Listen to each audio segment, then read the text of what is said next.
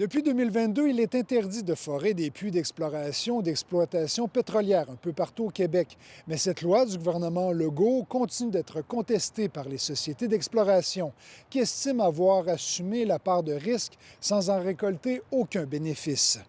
Le gouvernement du Québec demande maintenant à la Cour d'appel d'annuler une décision rendue en janvier dernier par la Cour supérieure. Avec cette décision, 12 sociétés d'exploration pétrolière, dont Gaspé Énergie et Ressources Utica, obtiennent un sursis et n'ont pas à fermer pour le moment leurs puits comme le stipule la loi québécoise. Le juge Philippe Quentin estimait que les puits ne représentaient pas un risque pour l'environnement et la protection du public.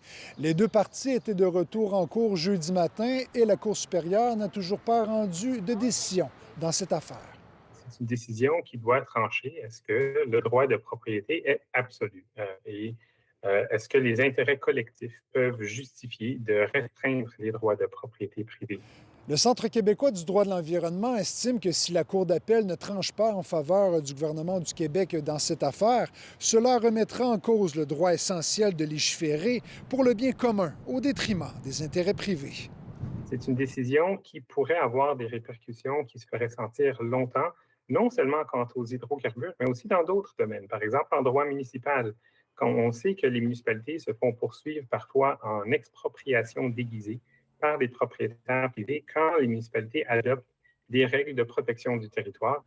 Rappelons qu'avec cette loi, Québec prévoyait des indemnisations de 100 millions de dollars pour les sociétés d'exploration pétrolière et gazière, alors que ces dernières réclament plutôt des indemnisations de plusieurs milliards de dollars. Il est impossible de joindre l'une des sociétés pétrolières et gazières impliquées dans cette affaire.